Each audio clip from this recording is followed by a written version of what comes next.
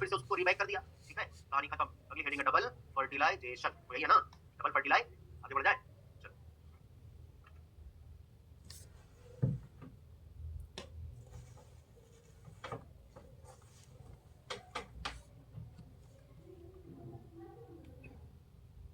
Double fertilisation, अब अगर देखते हैं डबल फर्टिलाइजेशन क्या होता है।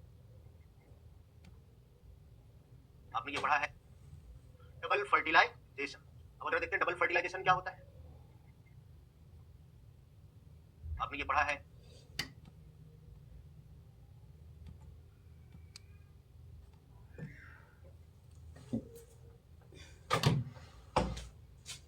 ये ओवरी के अंदर ओव्यूल, ओव्यूल के अंदर एम्ब्रियो सेट, पढ़ा है ना। तो यहाँ पर हमने बना दिया antipodal polar nuclei in central cell, और ये है सिनर्जिड और एग सेल, और यहाँ पर होगा फिलीफॉर्म ऑपरेटस, ये तो बताया है ना, बोलो कोई डाउट, ये पढ़ा है ना। चलो सुनो, ओव्यूल का पूरा स्ट्रक्चर पढ़ा है आपने, बोलो यार। यहाँ पर पॉलन ग्रेन आके लैंड किया, कल बताया था 2 सेल वाला होगा तो और या 3 सेल वाला होगा तो क्या होगा वो कहानी आपको पता है। चलो ये कंपैटिबल टाइप का पॉलन ग्रेन है, तो जर्म फोर्स से पॉलन ट्यूब का फॉर्मेशन हुआ। पॉलन ट्यूब जो है वो सिनर्जी फिलीफॉर्म ऑपरेटस के थ्रू इंटर करेगा एक सिनर्जिड में, कल बताया था, इसमें इंटर करेगा। सिनर्जिड के साइटोप्लाज्म में यहाँ पर मेल गैमीट बने होंगे पॉलन ट्यूब के अंदर, चाहे बने हो चाहे पहले से रहे हो, ये बात पता है आपको। कितने मेल गैमीट होते हैं? 2 मेल गैमीट, 2 मेल गैमीट, ठीक है। अब ये मेल गैमीट आए कहां पर रिलीज होगा, ये बात याद रखना है। 2 male gamete release, pollen tube इनको रिलीज करेगा, release in cytoplasm of 1 synergid. ये सब क्वेश्चन आते हैं, बोलो याद रहेगा। एक सिनर्जिड में जाएगा, आगे बढ़ जाए। फिलीफॉर्म ऑपरेटर्स का काम पता है, कल लिखा था, बाद में लिखने चल जाएगा, लिखा था ना, बाद में लिखने चल जाएगा। ये एंटीपोडल्स है, ये एक सेल है, बोलते जाओ। और ये क्या बोलो, सिनर्जिड, पढ़ा है ना। चलो जरा इसी को बाहर बना देंगे।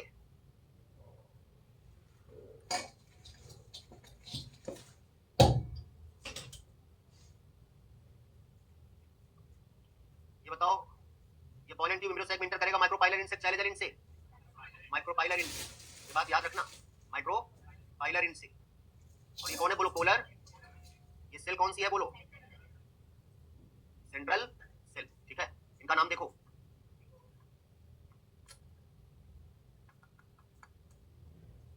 एन होगा कि 2n, ये क्या है बोलो, एन होंगे कि 2n, ये क्या है बोलो, एक सेल कैसा होगा, ये कौन है बोलो, polar n plus polar nuclei, ये कौन है बोलो, सेंट्रल सेल, बात समझ गए। अब जब ये मेल गैमीट आया, एक मेल गैमीट यहां रहा और एक मेल गैमीट यहां रहा, बोलो चलेगा। सुनो, जब एक मेल गैमीट एग सेल से फ्यूज हुआ ना, और एक मेल गैमीट पोलर न्यूक्लियाई से फ्यूज हुआ, यहां पर जो मेल गैमीट इससे फ्यूज हुआ, मेल गैमीट फ्यूज हुआ, ये है n, तो एग सेल और मेल गैमीट जैसे ही फ्यूज हुए तो बन गया जाइगोट, क्या बन गया, जाइगोट, कैसा बना, 2n, ठीक है। इस फ्यूजन को बोलते हैं सिंगैमी, क्या बोलते हैं,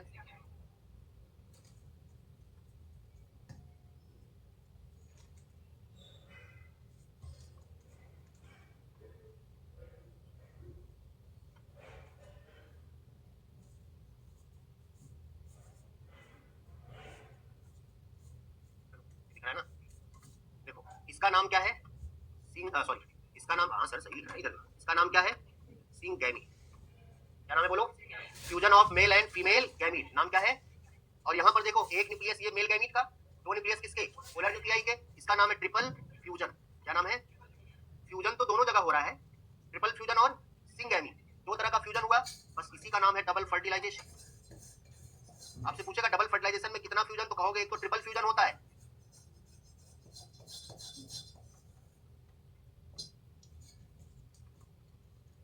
एक तो ट्रिपल फ्यूजन होता है। ट्रिपल फ्यूजन में 3 हैप्लॉइड न्यूक्लियाई का फ्यूजन होता है, एक मेल गैमीट और 2 पोलर, और सिंगैमी मेल गैमीट और एग सेल का फ्यूजन होता है, तो क्या बोलते हैं, सिंगैमी। 2 तरह का फ्यूजन हो रहा है, double fertilise, characteristics of angiosperm, पढ़ा है ना, डबल फर्टिलाइजेशन। अब सुनो भैया, जब इससे पोलर न्यूक्लियाई है n प्लस n, ठीक है, इससे फ्यूजन हुआ किसका, मेल गैमीट का, इसका फ्यूजन हुआ मेल गैमीट का, जो कि कैसा है n, तो यहाँ पर बना प्राइमरी इंडोस्पर्म न्यूक्लियस, जो कि कैसा है 3n, ये न्यूक्लियस बनाएगा ना, न्यूक्लियस का फ्यूजन हुआ, न्यूक्लियस बना। अब ये जो पूरी की पूरी सेल है, सेंट्रल सेल, ये चेंज हो जाती है प्राइमरी इंडोस्पर्म सेल में। दोनों में अंतर होना चाहिए, आपको समझ आना चाहिए कि प्राइमरी इंडोस्पर्म न्यूक्लियस क्या है और प्राइमरी इंडोस्पर्म सेल क्या है। बात समझ आया? जो सेंट्रल सेल है वो चेंज किसमें हुआ? प्राइमरी इंडोस्पर्म सेल में। और जो ये है प्राइमरी इंडोस्पर्म न्यूक्लियस है, किसमें चेंज हुआ? Primary endosperm. अल्टीमेटली हम ये बोले ये पूरा का पूरा बन गया इंडोस्पर्म। क्या बन गया? उसके अंदर का न्यूक्लियस प्राइमरी इंडोस्पर्म न्यूक्लियस, उसके अंदर का न्यूक्लियस प्राइमरी इंडोस्पर्म। पहले बताओ हमें, ये मेल जाइगोट बना था, पहले इंडोस्पर्म बना था? पहले जाइगोट बना था, पहले जाइगोट बना था। सुन तो लो, पहले क्या बना? पहले मेल और फीमेल गैमीट का फ्यूजन हुआ, जाइगोट बना। उसके बाद इसका फ्यूजन हुआ तो इंडोस्पर्म बना। यही क्वेश्चन आता है, सीक्वेंस आता है। जो लोग पहले इंडोस्पर्म कह रहे हैं तो गलत कर दो कुछ। बस समझ के, पहले क्या बना और फिर क्या बना? अब जब इंडोस्पर्म बना, जाइगोट बन गया, तो जाइगोट का डेवलपमेंट होकर एम्ब्रियो बनता। जाइगोट का डेवलपमेंट होकर क्या बनता? लेकिन जाइगोट जो है ना, ये बन के रुका हुआ है। जैसे ही इंडोस्पर्म बना, अब जाइगोट को इसने दिया नरिशमेंट, न्यूट्रिशन दिया, जाइगोट का डेवलपमेंट हो गया शुरू। अब क्या बना? एम्ब्रियो। एम्ब्रियो का डेवलपमेंट, जाइगोट का development after the formation of endosperm, ये इस बात को श्योर करता है कि नरिशमेंट कहां से मिल रहा है इसको? इंडोस्पर्म से मिल रहा है। कहां से मिल रहा है? नहीं तो तुम पहले बन गए तो तुम एम्ब्रियो अपना बनाते, रुके क्यों? बोलो बात सही है, हमारे बनते ही क्यों स्टार्ट हो गए? क्योंकि तुमको हमसे भोजन मिला। बोलो बात सही है, याद रहेगा। तो अब ये सीक्वेंस पूछता है, पहले कौन बना बोलो? जाइगोट। फिर कौन बना बोलो? इंडोस्पर्म। क्या बना? इंडोस्पर्म। और फिर क्या बना? एम्ब्रियो। फिर क्या बना? याद रहेगा, क्वेश्चन आता है, बोलो। Endosperm formation precedes the embryonic development. Embryo से पहले कौन बनता है? इंडोस्पर्म बनता है। पीईएन सुन लीजिए, पहले न्यूक्लियस का फ्यूजन हुआ, पहले प्राइमरी इंडोस्पर्म न्यूक्लियस बना, फिर प्राइमरी इंडोस्पर्म सेल। बोलो, जो लोग इसके साथ आगे बनाते हैं, ये आपको समझना है ना। तो प्राइमरी पीईएन के बाद पीईसी लिखते हैं, प्राइमरी इंडोस्पर्म सेल लिखते हैं। लेकिन सोचो तो वो बना कहां से? हां, न्यूक्लियस का फ्यूजन हुआ, फिर जो central cell change into primary endosperm cell. अगर इसको आपको इसके आगे कंटिन्यू करना है, इस तरह इसको कहां लिखे? तो इसके बाद लिखोगे पीईसी। अब सीक्वेंस लगा लो। हम तो आपको समझा रहे हैं पहले ना कि बना कहां से, ये सोचो। प्राइमरी इंडोस्पर्म न्यूक्लियस सेल में चेंज नहीं हुआ, वो तो न्यूक्लियस तो प्राइमरी इंडोस्पर्म न्यूक्लियस बनाया। जो सेंट्रल सेल थी वो क्या बना? कि प्राइमरी इंडोस्पर्म सेल बना। बात समझ गए? कोई डाउट? सबसे ज्यादा ये वाला क्वेश्चन आप सही कर लोगे। पहले कौन बनेगा, बाद में कौन बनेगा? इंडोस्पर्म डेवलपमेंट के बाद एम्ब्रियोनिक डेवलपमेंट ये बता रहा है। क्या बता रहा है? नरिशमेंट कहां से मिलता है? आगे आपने ये भी पढ़ा है। अब सुनिएगा, ये पूरा का पूरा स्ट्रक्चर कहां पर है? ये ओव्यूल के अंदर कहां पर है? तो इसके ऊपर इंटेगुमेंट पाई जाती है, आउटर इंटेगुमेंट, इनर इंटेगुमेंट। इसके बाद एक आपको कहानी बताते हैं, events that occur after fertilisation. सब में एम्ब्रियोसाइट का क्या होगा, ओव्यूल का क्या होगा, ओवरी का क्या होगा। बात समझ गए? तो चलिए जरा, क्या इतनी बात समझ आई? बोलो जल्दी से। अब सुनो, हम यहां पर बोल रहे हैं events that occur after fertilisation. Events that occur after. अच्छा, हम लोग ये दूसरा वाला इवेंट पढ़ रहे हैं, फर्टिलाइजेशन वाला। इसके पहले आपने पढ़ा था pre fertilisation structure and event. अब फर्टिलाइजेशन पढ़ रहे हो। अब इसके बाद एम्ब्रियोनिक डेवलपमेंट किसमें आएगा? पोस्ट फर्टिलाइजेशन इवेंट में। बोलो बात सही है? तो क्या बोलेंगे? Event that occur after fertilisation. अब ओव्यूल का स्ट्रक्चर तो लास्ट में बनाया था, आउटर इंटेगुमेंट और इनर इंटेगुमेंट, तो वो तो आपको पता है। एक एक करके हम लोग पढ़ेंगे। सबसे पहले हम लोग फ्लावर से स्टार्ट करेंगे। कहां से? अब बोलो, फ्लावर में जो कैलिक्स है वो क्या हो जाएगा? False of. सेपल तो गिर जाएगा ना, लेकिन मॉर्फोलॉजी पढ़ जाए हो, कहीं कहीं पर परसिस्टेंट कैलिक्स होता है। Solanaceae family, tomato, chilli, brinjal पढ़ा है। तो क्या होता है? परसिस्टेंट कैलिक्स होता है कि नहीं होता है? पढ़ा है ना। चलो, तो वो कैलिक्स गिर जाएगा, लिखने की जरूरत नहीं है। False of. कोरोला, पेटल, वो भी गिर जाएगा। स्टैमेन, उसकी भी कहानी खत्म आफ्टर पॉलिनेशन, उसका कोई काम नहीं है।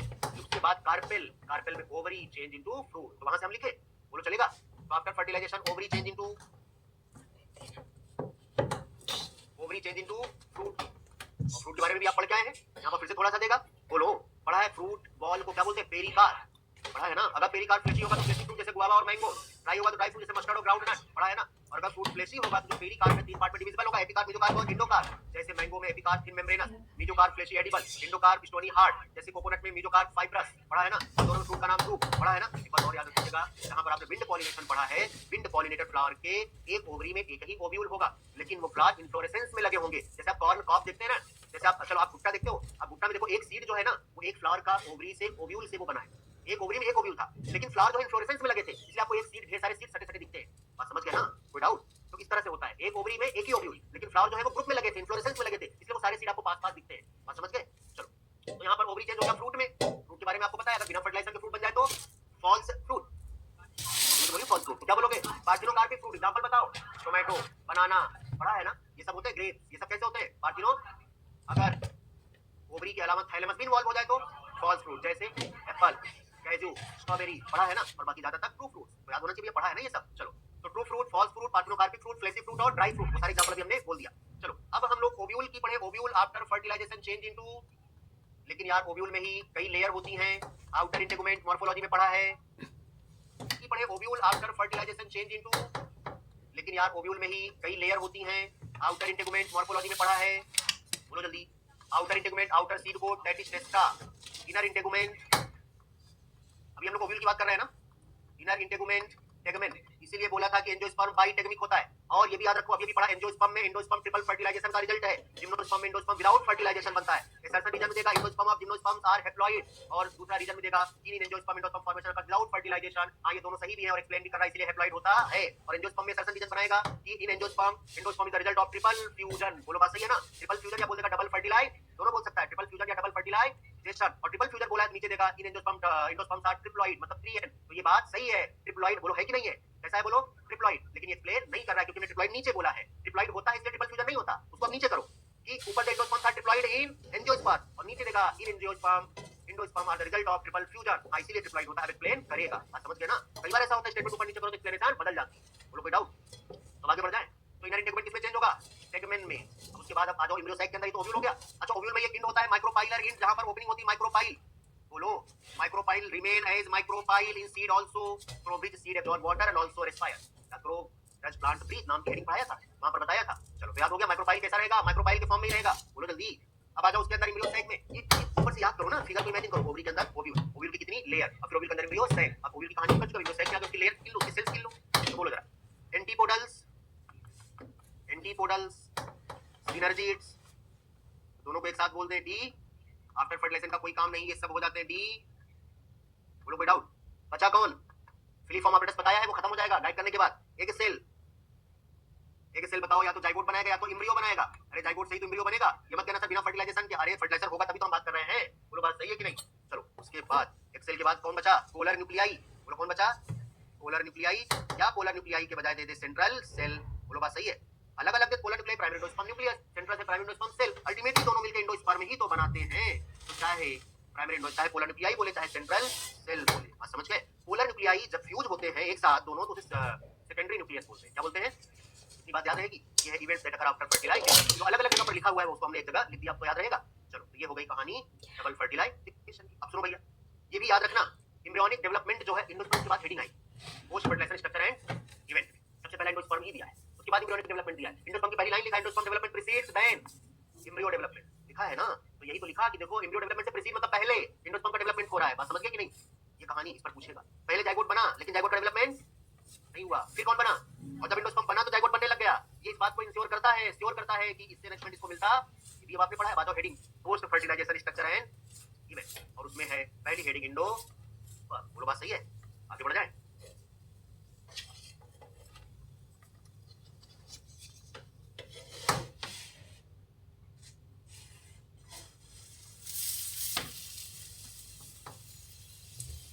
सबसे पहला कौन है, एंडोस्पर्म। अब ये कह रहे हैं कि endosperm development precede then embryo development. हम यहां पर बोले एंडोस्पर्म डेवलप अर्लियर देन, अरे भाई precedes then earlier than embryo, तो याद रहेगा। बोलो यार, अब आगे मॉर्फोलॉजी पढ़ा, इसके आगे की कहानी। ये पूरा का पूरा स्ट्रक्चर जो है ये कहां है, ओव्यूल के अंदर है। ये एंडोस्पर्म इसको न्यूट्रिशन दे रहा है। एम्ब्रियो सैक के साथ साथ ovule, ovule develop into seed, in embryo sac zygote develop into embryo. बात सही है ना, तभी तो सीड के अंदर क्या होता है, एम्ब्रियो होता है। अब अगर मैच्योर सीड बनते बनते एंडोस्पर्म खत्म हो गया, ऐसे सीड को नॉन एंडोस्पर्मिक, इसी का दूसरा नाम नॉन एल्ब्यूमिनस, इसी का तीसरा नाम एक्स एल्ब्यूमिनस। जैसे आपने पढ़ा था ज्यादातर मोनोकॉट एंडोस्पर्मिक होते हैं, लेकिन हम किसकी बात की, नॉन एंडोस्पर्मिक की, तो कौन हो गए, डाइकॉट। जैसे तुमने पढ़ा था पी, ग्राउंडनट, ग्राम, बीन, ये सब पढ़ा है ना, कोई डाउट। ज्यादातर कैसे होते हैं बोलो, नॉन एंडोस्पर्मिक, लेकिन जो एंडोस्पर्म कैरेक्टर की बात करो एंडोस्पर्मिक था। बात समझ गए। अब उसके बाद अगर ये एंडोस्पर्म बचा रह गया मैच्योर सीड में, तो उसे क्या बोलोगे, एंडोस्पर्मिक सीड या एल्ब्यूमिनस सीड। क्या बोलोगे, एंडोस्पर्मिक या एल्ब्यूमिनस सीड बोलेंगे ना, कोई डाउट। उसमें आता ज्यादातर मोनोकॉट कैरेक्टर भी उसी में पढ़ा है। क्या पढ़ा है, मोनोकॉट में ऑर्किड को छोड़कर, बोलो बात सही है, कोई डाउट। इतनी सी कहानी एंडोस्पर्म डेवलपमेंट। बोलो यार, उसके बाद आता है एम्ब्रियो डेवलपमेंट, मतलब एम्ब्रियो का फॉर्मेशन। आओ जरा लिखते थे, during embryonic development,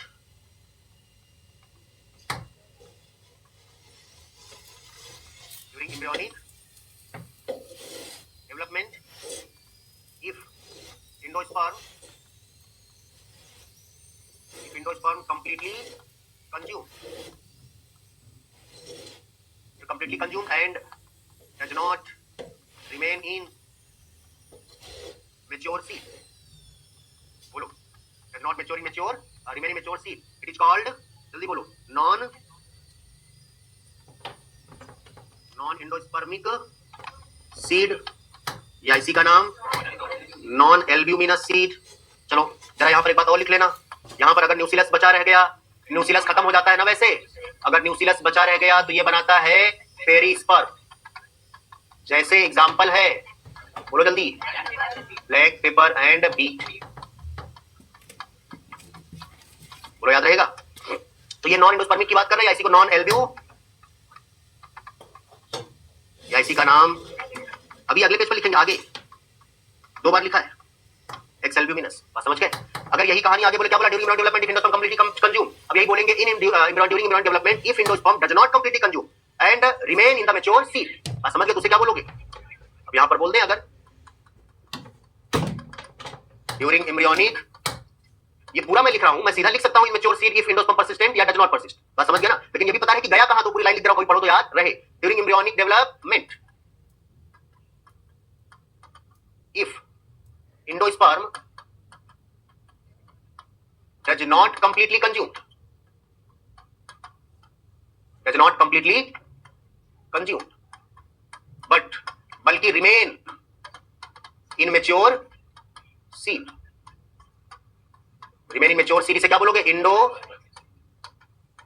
endospermic seed, या क्या बोलोगे, एल्ब्यूमिनस सीड, क्या बोलोगे। एग्जाम्पल क्या है इसका, जैसे कैस्टर और बहुत सारे ऐसे बोले, most of monocots except orchid, ये मॉर्फोलॉजी में पढ़ा था, याद करो यहां पर एक साथ, एक्सेप्ट ऑर्किड, बोलो बात सही है। और इसमें एग्जांपल क्या लिखोगे, ज्यादातर डाइकॉट है, और एक्सेप्शन कुछ हो सकते हैं, जैसे एग्जांपल दिया है, कह रहा है क्या, जैसे ग्राम, पी, बीन, ग्राउंडनट एक्सेट्रा लिख दे, ठीक है, कोई डाउट। एल्ब्यूमिनस और एक्स एल्ब्यूमिनस, ठीक है। अगली हेडिंग है एम्ब्रियोनिक डेवलपमेंट। हाँ,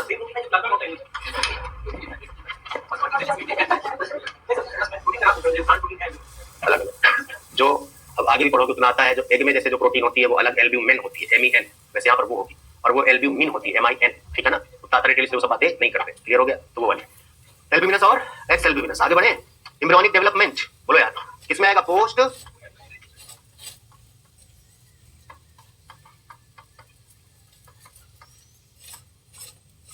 एम्ब्रियोनिक डेवलपमेंट, ठीक है ना। सुनो, जाइगोट का डेवलपमेंट होगा, आपने पढ़ा है रिप्रोडक्शन में, बताया कि हर एक सेक्सुअल रिप्रोडक्शन करने वाला ऑर्गेनिज्म अपनी लाइफ साइकिल स्टार्ट करता है सिंगल सेल जाइगोट से। जाइगोट ही पूरी बॉडी का एंसेस्टर है, बोलो बात सही है ना। प्लांट ग्रोथ में बताया था कि जितने भी प्लांट के सेल है, हमने कहा था सिर्फ प्लांट ही नहीं, जितने भी सेक्सुअल रिप्रोडक्शन करने वाले ऑर्गेनिज्म है, all the cells of the body are descendant of zygote, पढ़ा है ना, किसके डिसेंडेंट है, जाइगोट के। तो सुनो भैया, यहाँ पर इन्होंने डबल फर्टिलाइजेशन के बाद, डबल फर्टिलाइजेशन की वो कहानी फिर से बनाया है, बनाने की जरूरत तो नहीं है ना। देखो यहां से जब ये फर्टिलाइजेशन होगा,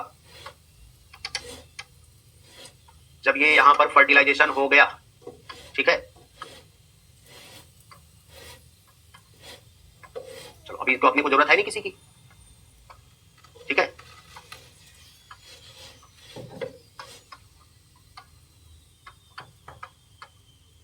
देखो इसी की जरूरत है, एग सेल किसमें चेंज हुआ था बोलो, अब हम डायरेक्ट लिख दें जाइगोट, फिर मेल गैमीट का फ्यूजन हुआ, क्या बन गया, जाइगोट 2n, इससे एम्ब्रियो बनेगा। सबसे पहला जो एम्ब्रियो बना प्रो एम्ब्रियो, उसे क्या बोलेंगे,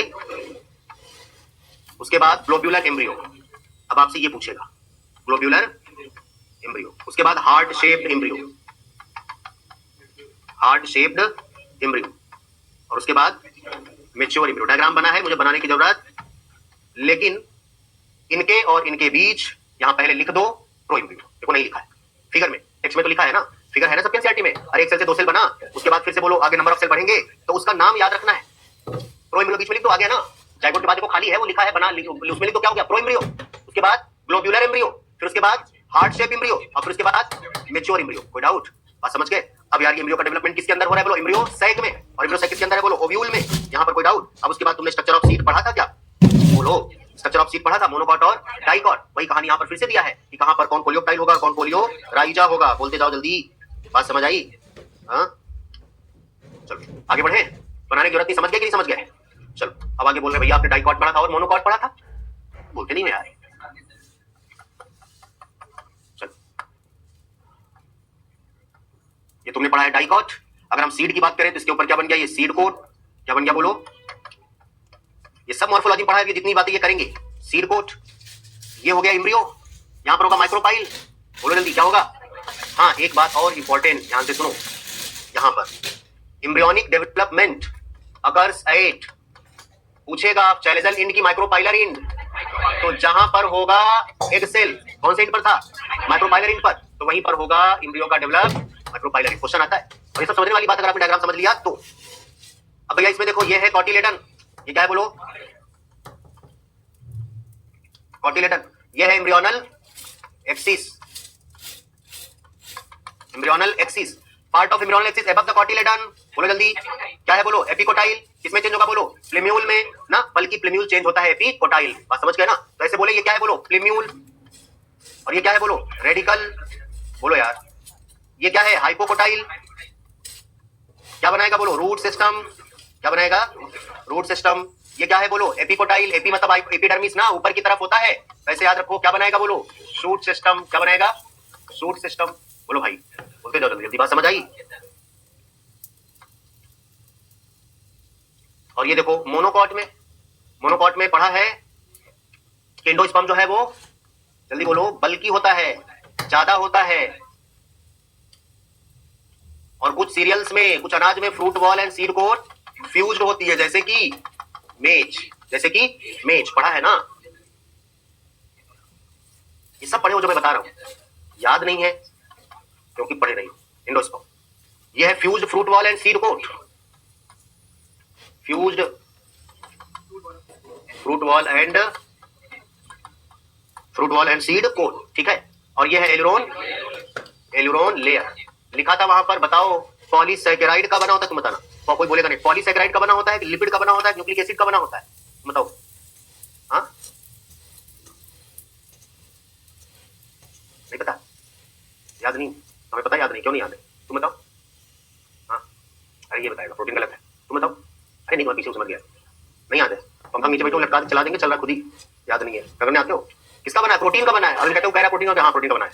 किसका बना है बोलो, प्रोटीन का, पढ़ा है ना। कैसा होता है, 3N एलुरोन लेयर, पढ़ो यार। कैसा होता है, ट्रिप्लॉइड। कैसा होता है, क्या काम करता है, सेपरेट एंडोस्पर्म एंड एम्ब्रियो, लिखने की जरूरत नहीं है ना, पढ़ा है, सेपरेट एंडोस्पर्म एंड एम्ब्रियो। यहाँ पर एंडोस्पर्म ज्यादा होता है। चलो यहाँ पर देखो, ऊपर होगा प्लेम्यूल, क्या होगा बोलो, नीचे होगा रेडिकल, इनके ऊपर एक differentiated layer, undifferentiated. Yes sir वाले, अनडिफरेंशिएटेड, डिफरेंशिएटेड नहीं, अनडिफरेंशिएटेड है। ऐसे क्वेश्चन आएंगे छोटे छोटे को, अरे सर बस अन भूल गए, तो अन भूल गए तो अन सेलेक्ट हो जाओ, इधर याद रखना। हाँ बात सही है ना, तुम कुछ भूले तो तुम मन लगाओ, वहां भी अन लग जाएगा। क्या बोलोगे यहाँ पर, बोलो इसका नाम कोलियोप। देखो पी से प्लेम्यूल, कोलियोप्टाइल, पी आएगा ना, तो ऐसे समझ के याद रखो, कोलियोप्टाइल। और यहाँ पर देखो आर से रेडिकल, कोलियोराइजा, आर आएगा ना, कोलियोराइजा, बात समझ गए। कोलियोप्टाइल और कोलियोराइजा दोनों ही अनडिफरेंशिएटेड लेयर है, अनडिफरेंशिएटेड लेयर है, ये भी अनडिफरेंशिएटेड लेयर है। मोनोकॉट में जो कॉटिलेडन होता है वो सिंगल होता है, जिसे स्कूटेलम बोलते हैं, स्पेशली ग्रासेस में। मोनोकॉट में क्या बोलेंगे, लार्ज होता है, शील्ड शेप होता है, पढ़ा है ना। इतनी सी कहानी है, अगली हेडिंग है सीड। तो सीड के बारे में तो पढ़ लिया यार, सीड के बारे में तो पढ़ लिया। उसमें उसकी डोरमेंसी याद करनी है। क्या याद करनी है, डोरमेंसी याद करनी है। वो दिया है एपोमिक्सिस, दिया है, क्या दिया है, एपोमिक्सिस। खत्म कर दे, छोड़ दे।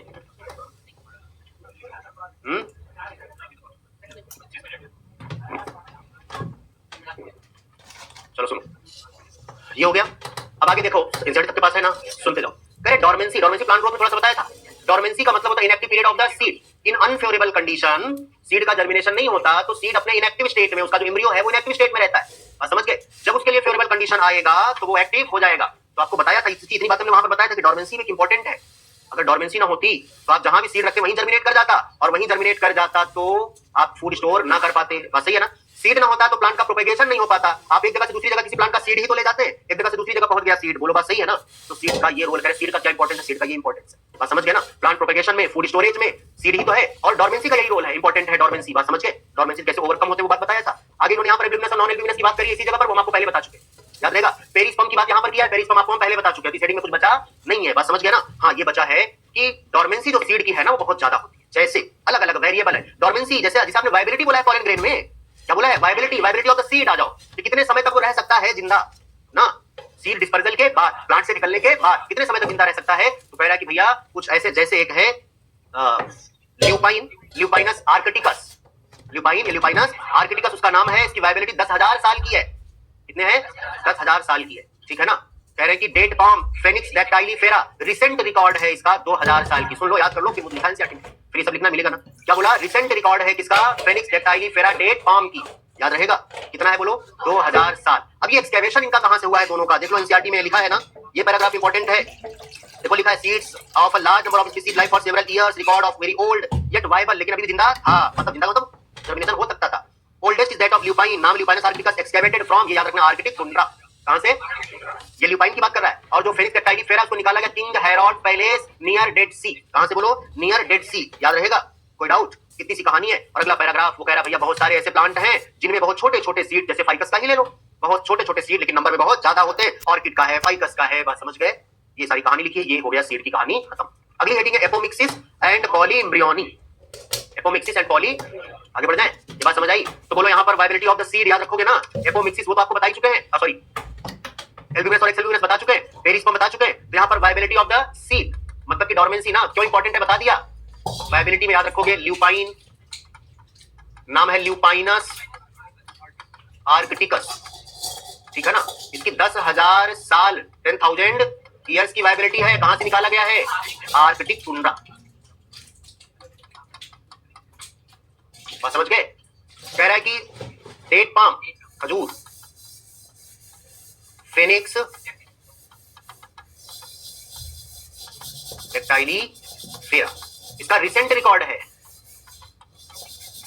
रिकॉर्ड ऑफ 2000 ईयर्स, एक्सकैवेटेड फ्रॉम, कहां से निकाला गया?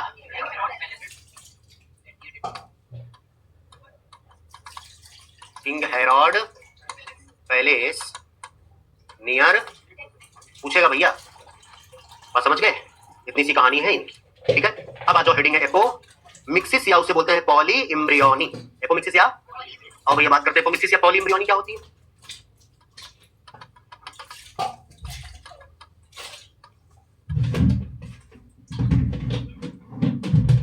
एपोमिक्सिस एंड न्यूसिलस पढ़ा है? एन होता है कि 2n, पहले पॉलीएम्ब्रियोनी छोटा सा उसको पढ़ लो, फिर एपोमिक्सिस अलग से फिर हेडिंग देता है पॉइंट बना के। न्यूसिलस पढ़ा है? कैसा होता है? वो मॉडिफाई होकर एमएमसी का काम करता है। किसका काम करता है? एमएमसी का काम करता है। अच्छा जो बनाया नहीं है ना, पता तो है ना आपको। अगर न्यूसिलस एक होता है कि ढेर सारा, न्यूसिलस बिना फर्टिलाइजेशन के वो चेंज, बिना मियोटिक डिवीजन के चेंज हो जाए एग सेल में, बिना मियोटिक डिवीजन के एग सेल में चेंज हो जाए, क्योंकि न्यूसिलस ही एमएमसी है और वो मियोटिक डिवीजन करके माइक्रोस्पोर बनाया, माइक्रोस्पोर आगे चल के फिर बनाया पूरा डेवलपमेंट के एम्ब्रियो बनाया। लेकिन कह रहा न्यूसिलस बिना मियोटिक डिवीजन के डायरेक्ट चेंज हो जाए एग सेल में, तो एग सेल डिप्लॉइड होगा। कैसा होगा? और वो डायरेक्ट डेवलप करेगा एम्ब्रियो में। अब सोचो, तो एम्ब्रियो का फॉर्मेशन तो होगा, एक होगा क्या? नहीं, ढेर सारे होगा, फर्टिलाइजेशन भी होगा, सब होगा। लेकिन जब न्यूसिलस चेंज हुआ है किसमें? एक सेल में, तो ढेर सारे न्यूसिलस है, तो ढेर सारे एम्ब्रियो बनेंगे, पॉलीएम्ब्रियो। क्या बोलेंगे इसको? बात समझ गए? सिट्रस और मैंगो क्या रखोगे? सिट्रस और बनाने की जरूरत नहीं है, समझ गए ना यार। अरे ये देखो, तुमने ये पढ़ा है, ये पढ़ा है, यहां पर ये न्यूसिलस की सेल है,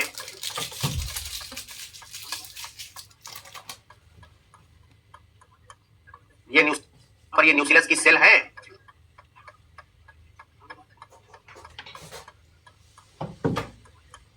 ये न्यूसिलस है 2n, 2n है। तो पॉलीएम्ब्रियोनी के बारे में बोल रहा है। When न्यूसिलस direct develop into diploid egg, क्या बना देगा? विदाउट मियोटिक डिवीजन, फर्टिलाइजेशन मत बोल देना, विदाउट मियोटिक डिवीजन मतलब मियोसिस। बोलो बात सही है? तो अब ये एग सेल डायरेक्ट किसमें डेवलप होगा? फर्टिलाइजेशन बाद एम्ब्रियो में होगा कि नहीं होगा? तो चलो, इसी को क्या बोलते हैं? पॉली। एग्जांपल है सिट्रस एंड समझ के कहानी खत्म। अगला एपोमिक्सिस, और एपोमिक्सिस की बात करते हैं। लिख लेना तुम लोग, बाद में लिख लेना, मैं भूल गया, लिखने का टाइम देना है, और लिखने का टाइम देते तो फिर खत्म भी नहीं होता। तो खत्म करने से कोई जल्दी नहीं है, तुम लोग लिखा करो, मैं छोड़ दूंगा, ठीक है ना? भूल गया एपोमिक्सिस, ठीक है। और जब घर पे लिखो दोबारा रिवाइज तो हो जाएगा, ठीक है ना? फ्लो भी टूट जाता है समझाने का, फिर आधा घंटा लिखो, फिर आओ, अलग लिखने टाइम देंगे अपने। एपोमिक्सिस, हाँ तो सर लिखा है, आप लिखिए ना, आधे घंटे में क्या दिक्कत है? चलिए, एपोमिक्सिस। एपोमिक्सिस जो है formation of seed without fertilisation, जिसे एपोमिक्टिक सीड बोलते हैं। Fertilisation of seed without fertilisation. यार सीड का बनना किसका कैरेक्टर है? सेक्सुअल रिप्रोडक्शन का। क्या है sexual? Seed is the end product of sexual reproduction. Seed क्या है बोलो?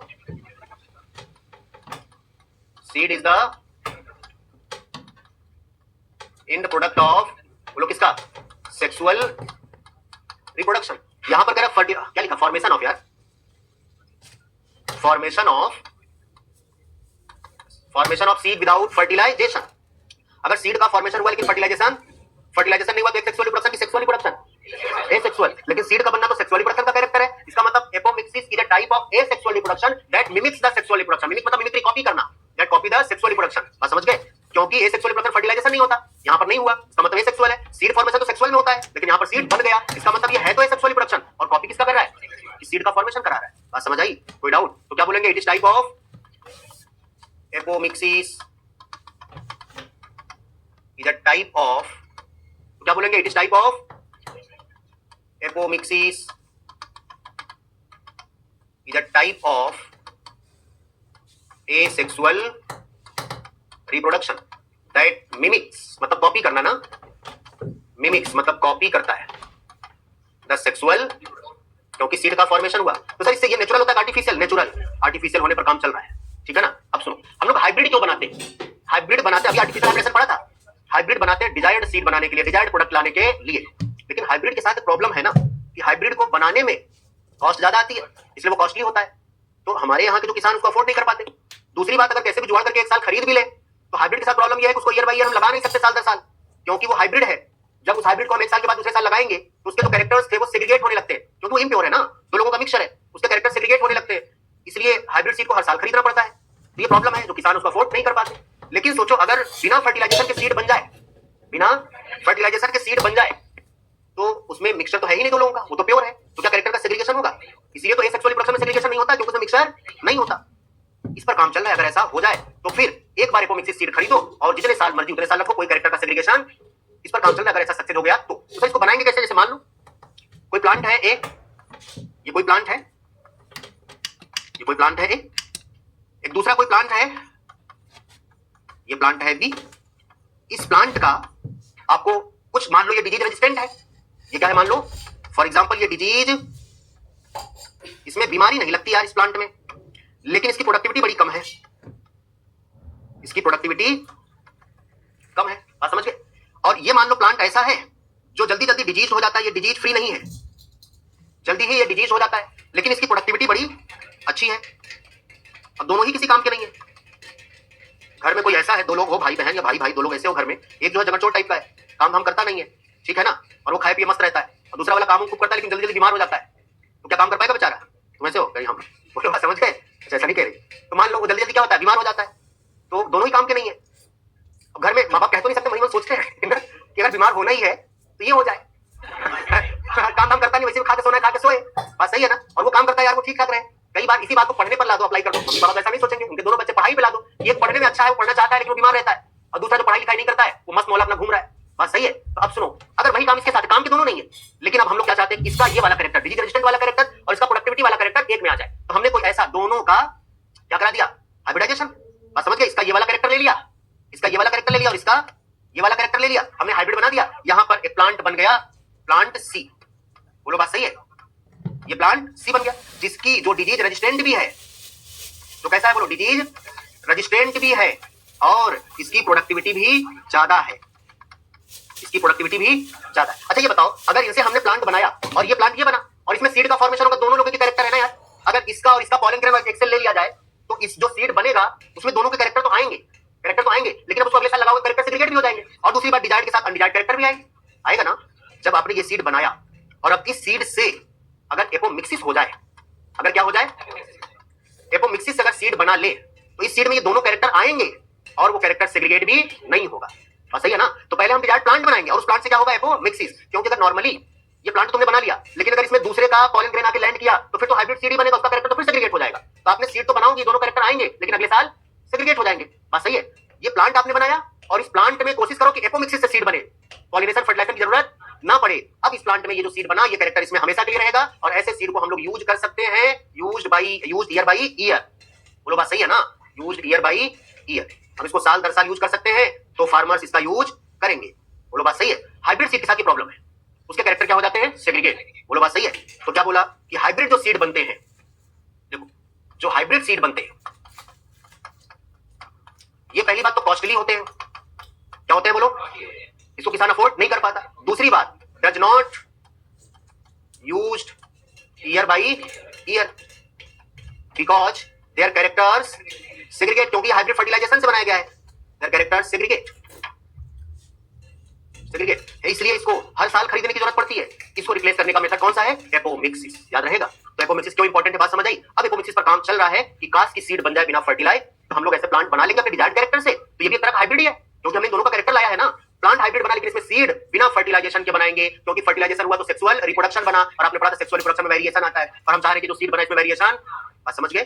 सेवा समाप्त आज की। ये चैप्टर इतना था, आपका ये चैप्टर हो गया कंप्लीट। हाँ सर बोलिए। हाँ, प्लांट की प्रोडक्टिविटी अरे जो क्वेश्चन पूछ रहे, एरो चेंज करने की बोली। हाँ, अरे एरो, ये वाली एरो ऐसे बोलो, तुम बढ़ाने लेते रहो। इसकी प्रोडक्टिविटी कम थी, इसकी ज्यादा थी ना, यही ठीक है। चलो धन्यवाद, क्लियर। ये इतना था, ये चैप्टर आपका कंप्लीट। नेक्स्ट टाइम पे इसके आगे ह्यूमन रिप्रोडक्शन, ठीक है। तो इसका पीडीएफ आपको मिल जाएगा, लिख लीजिएगा, बंद कर दे। बोलो, मिलेगा ना।